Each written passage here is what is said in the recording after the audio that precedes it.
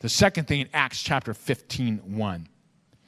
Now, remember, I mentioned in the early church in that awakening, 5 minutes, maybe 7, okay?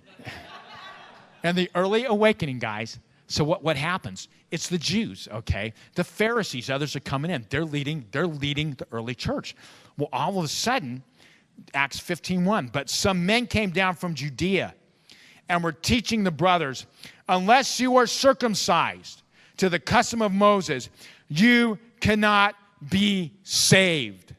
And so what started coming in was this teaching, this rigidity of teaching that says, it's our way, you have to do it our way, exactly as we have circumscribed, not, you get the way that we have circumscribed, all right? You got to do it exactly as we tell you, otherwise you cannot be saved if you don't follow the law of Moses to dot.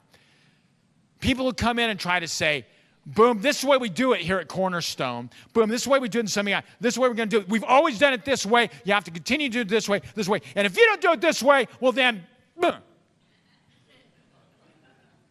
That's what was happening here. That's literally what was happening here. I mean, they were pushing, these Pharisees, these people, they were pushing their influence.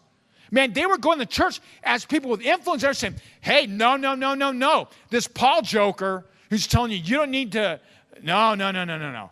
Man, you've got to follow all the laws of Moses. Get out the knife, buddy. I mean, they're really putting the law down. So this literally goes. And they came from where? They're coming from Judea, the global center of Judaism. And they're coming in the church and they start saying, you know what that's called? That's called rigidity. That's called rigidity. A church that gets so rigid in terms of things. I've seen it here in the United States church before.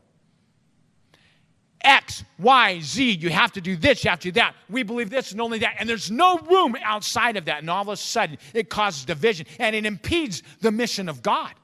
Each of these things, the whole thing of prejudice and rigidity impede the mission of God. Let me just say this about rigidity. Rigidity is a sign of death. Rigidity is a sign of death. What happens when, the cow dies or the horse dies and leave it out there for a few years? Guess what? It gets rigid, or a few days, a few hours. In a few days, it starts stinking. But in a few hours, guess what? It starts getting stiff. It gets rigid. Rigidity is a sign of death. Make sure it doesn't happen here. It impedes the mission of God. Rigidity impedes the mission of God.